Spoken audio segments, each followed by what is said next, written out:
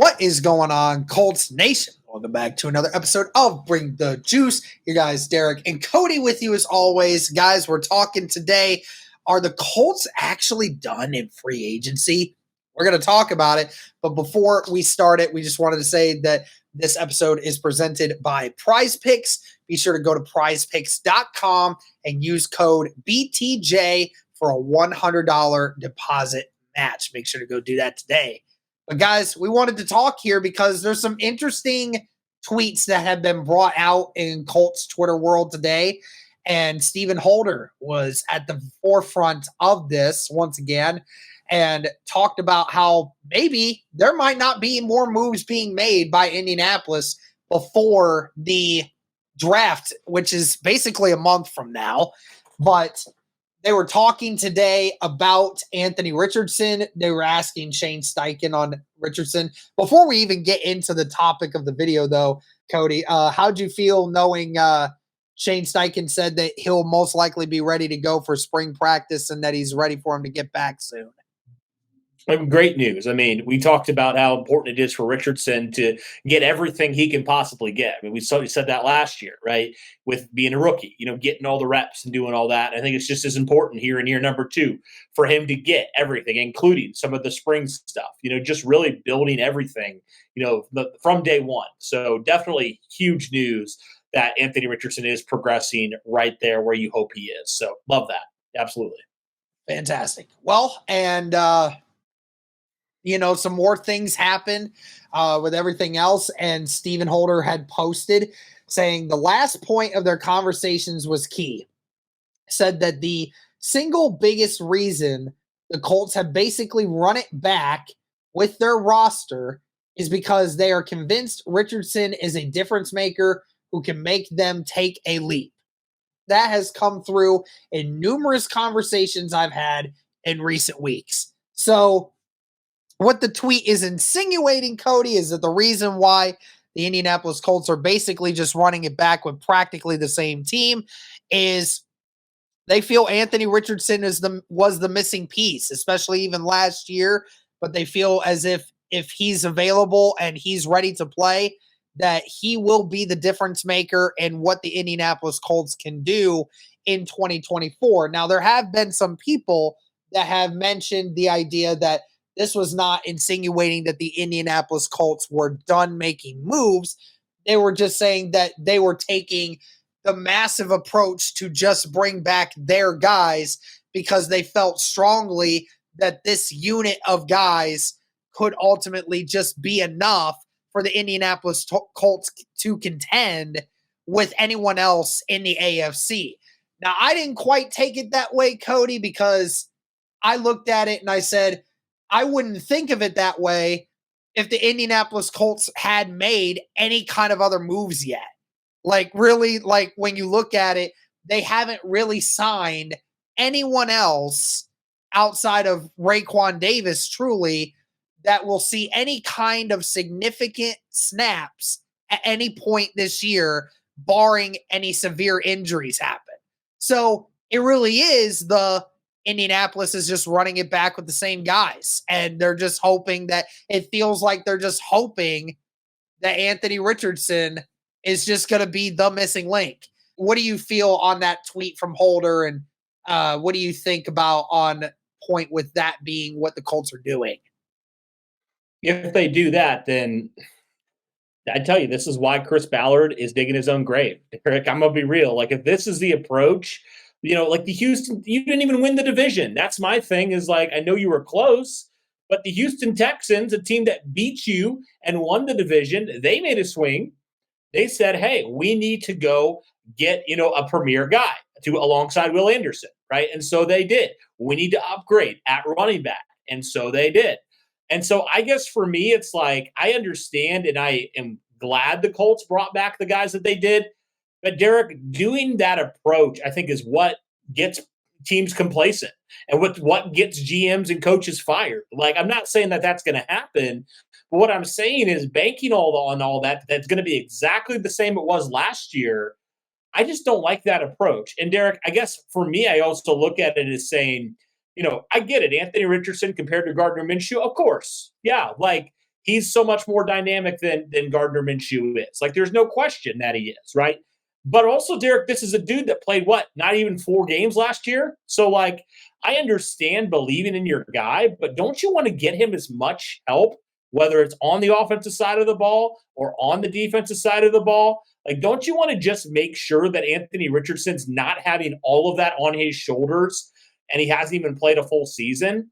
That's kind of where I just completely disagree with how the Colts are going about it, because I just think it's very foolish to think that everything will be the same it was last year. Now, of course, you do have a young team. You know, you have a lot of young guys that were playing a lot of snaps last year for you.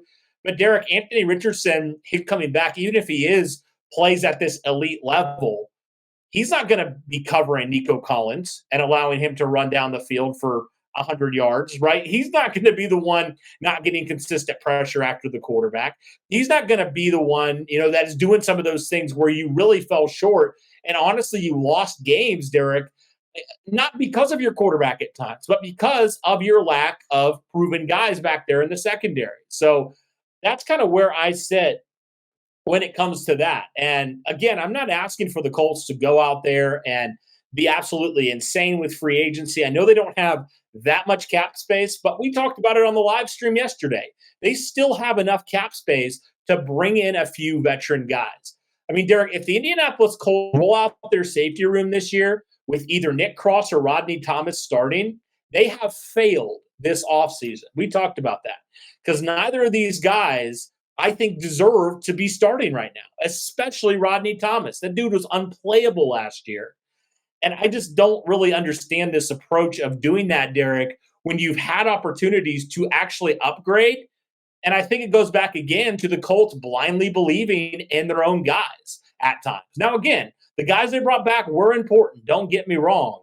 But, Derek, that's what free agency is for. You can add proven talent. It's not like this absolute, if you add one guy, it's going to completely destroy your franchise, right? Even if you overpay for a guy. I mean, we see teams all the time being able to get out of those contracts eventually, so like taking any sort of swing. And I think, Derek, that's what the approach we saw with quarterback, right? Ballard never got the bat off until, heck, the Colts went 4-12 and were blowing all these leads. You know what I mean? Like, that's when it came to when it was just an absolute catastrophic failure. And it basically, he had no choice. And I think that is what's so frustrating is he said he didn't give, Gus Bradley enough help in the secondary last year, but they're not doing anything in the secondary. And if they lose their most consistent guy back there at safety, like, what are we doing, man? Like, that's downgrading. Like, and that was already a unit that struggled enough as it is. So I just don't agree with this philosophy at all. I honestly think it's just the fact that they're being complacent right now. I don't think that's championship level mindset. I just don't, Derek. I really don't. And again, Anthony Richardson, if he stays healthy and he develops, it might not matter, But again, you would think if you're the Colts, you're wanting to add a few outside pieces to help, especially at safety, because you don't have anybody back there right now. Like, you do not have anybody. So, like, I don't know what your approach is if you don't sign anybody else. Right? Like, what are you going to really realistically do? Are you just going to sit back there and be like, well, we just couldn't do it? Because that's a lie, because you definitely could have done it. So if that's truly the case, Derek, and the Colts don't sign another notable guy, I mean, again, this is just the blind ignorance that they've done for years, where they ignore the most glaring issue in the room. Everybody sees it except for them. And it comes back to bite them. I mean, we've seen it year after year. That's happened, Derek. And so if this is ultimately their undoing, Chris Ballard's undoing, you know what? He's dug his own grave. He's going to have to lay in the bed he made for himself, man. That's kind of how I feel about it. As we said, guys, today's episode is sponsored by PrizePicks. Now, what is PrizePicks? PrizePicks is the largest daily fantasy sports platform in North America. Instead of battling against thousands of other players across platforms, you're basically picking 2 to 6 player stat projections, and you're choosing more or less on those stat projections to be able to watch those winnings roll in. It's very easy. Do you guys want to play along at some of PrizePicks' favorite players like rapper Meek Mill and UFC fighter Sugar Sean O'Malley? Well, if you guys sign up today, you can find the community plays under the promos tab of the app to view the entries of some of the biggest names on the platform and be a part of that as well. You can now win up to 100 times your money on PrizePicks with as little as 4 correct picks. You could turn $10 into $1,000 just like that with NBA, NHL, and college basketball entries today on PrizePicks, America's #1 fantasy sports app. Like a lot of other things, guys, they also offer injury insurance, so your entries stay in play even if one of your players gets injured. So if someone exits the game in the first half and does not return in the second, that player projection won't count against you and the rest of your entry stays live. So it's great bounce back for that one. What I love about the app as well, guys, is it's not just sports like NBA, NHL, football, and tennis, and baseball, and all these other things, but there's also a lot of others that go into it as well. If you like to place entries on video game situations like Call of Duty, CS2, Apex, if that's something that appeals to you, there's a wide variety of sports and video games and everything else that you can place entries on. And I love how expansive it is.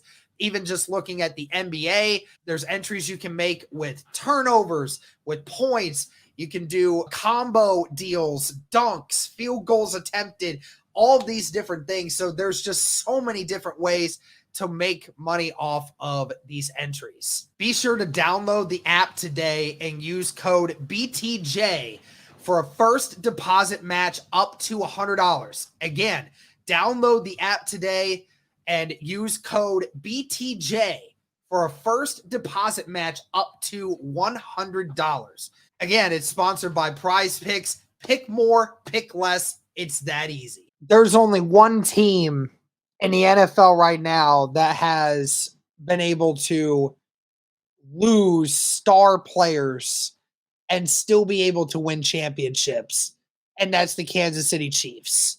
And mainly that's been the case of, obviously they have one of the most brilliant minds of coaching in the NFL. You easily have the best quarterback in the NFL, may end up being the greatest quarterback that we've ever seen play the game. But then on top of it, we even saw last year what was the biggest reason why the Kansas City Chiefs, who struggled offensively most of the year, were still able to win a championship, because they had a defense. They had a defense, and they had guys at every level that were able to step up when Patrick Mahomes was unable, right? So you got to look at it and say, what can the Colts do? Because ultimately, that's the big thing. What do you do to try to be better than the Kansas City Chiefs? Because you can't go out there and play mano-a-mano with this team, especially knowing like how good Patrick Mahomes is. I know that the Indianapolis Colts have beaten the Chiefs regularly over the last several years, at least early in the season. But when we're talking about if this team has to play the Kansas City Chiefs in the playoffs, where most likely you're going to have to go into Arrowhead and do that stuff, you're gonna have a hard time coming if you don't have a team that is balanced enough. And ultimately, Cody, I said this multiple times on Twitter throughout the day, is it mainly just comes down to, why are you putting so much pressure on Anthony Richardson's shoulders? Why are you putting all the emphasis on Anthony Richardson? If you are so confident in Anthony Richardson to be able to make this team great, then why don't you actually try to make more moves happen to improve your roster? Because, Cody, we know it. Chris Ballard will never admit it, but there's no elite tight end on this roster right now. I mean, we think Jelani Woods could eventually become a really great tight end for this team as long as he stays healthy. Wide receiver-wise, there's no elite wide receiver on this team right now. Yes, we love Michael Pittman, and we think he's a really good wide receiver, and he's a very consistent weapon who is going to be a great safety blanket for Anthony Richardson over the next 3 years while he plays out his rookie contract. And Josh Downs, albeit, could be a great wide receiver, but I don't think he's ever going to be an elite wide receiver like we see with Devontae Adams or Justin Jefferson or any of those guys. And even just from a defensive perspective, the Colts defense is not there yet. We saw this defensive line, they can put up sack numbers, but they're not consistent. We hope that this new defensive line coach can help put them in the right spot. But secondary, Ballard has said it. Like, the unit is young, but he wants to establish continuity with the defense and the secondary. So he's banking on these young guys to figure it out. And that's the issue that you have, is you're putting way too much faith in the guys that you picked as young guys to be able to carry the load.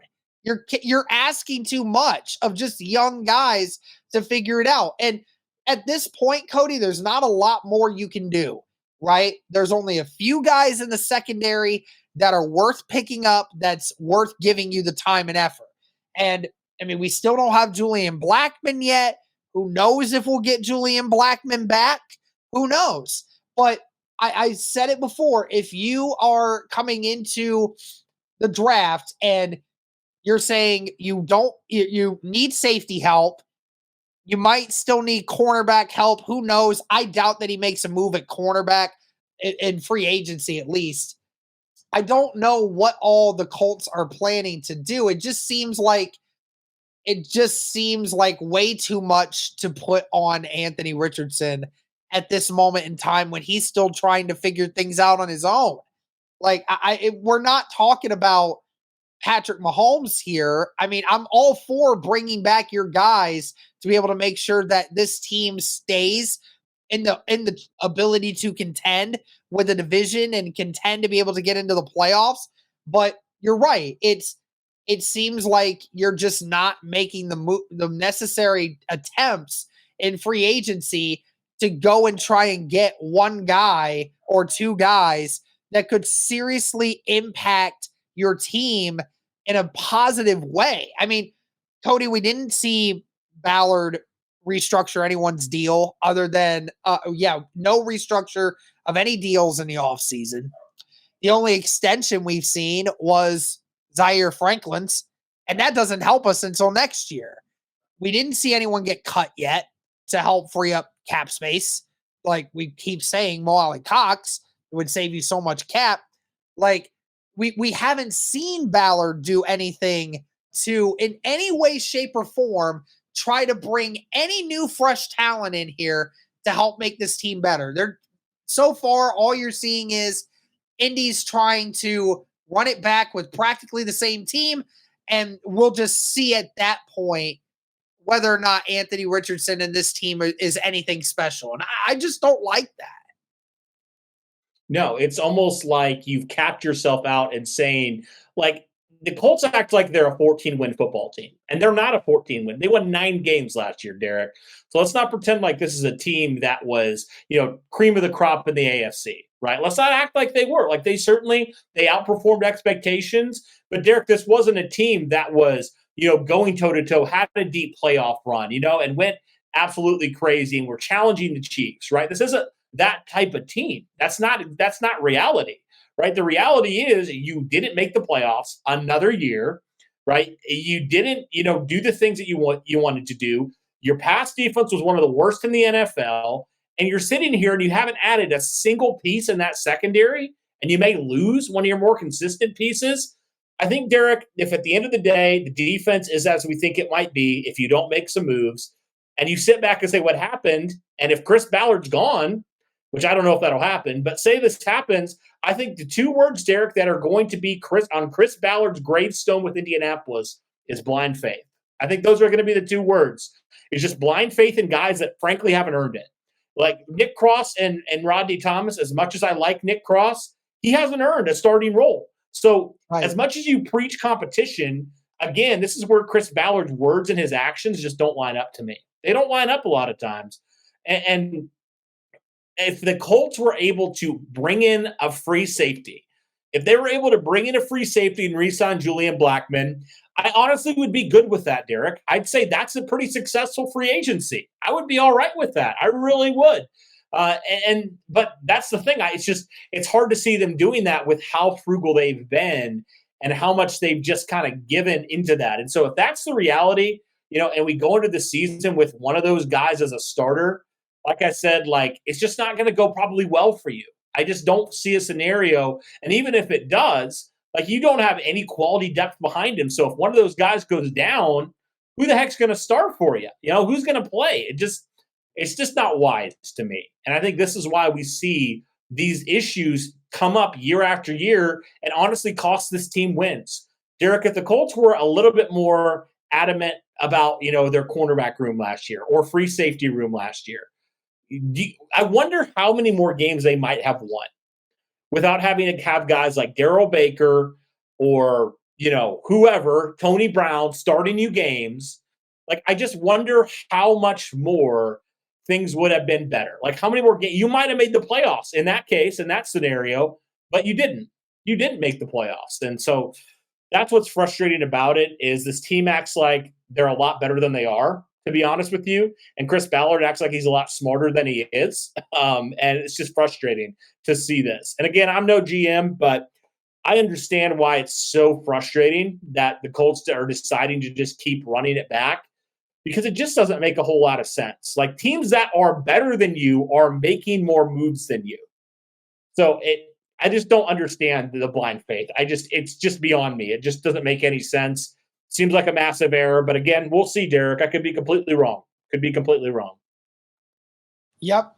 I mean, at the end of the day, there's the most that Indianapolis can do here is make a move or two in the secondary to try and shore some things up that make it easier to be able to make a couple different selections in the draft, especially early on. But that's going to be the big question. We just don't know how these teams are going to look this next year until we actually see it. And like I said, I have confidence that the Indianapolis Colts can perform well enough to be able to compete at the top of the division, but putting a lot of faith in a bunch of young guys, and we'll see if it pans out. But that's going to do it for this one, guys. Thank you so much for tuning in, as always. And as always, guys, go Colts.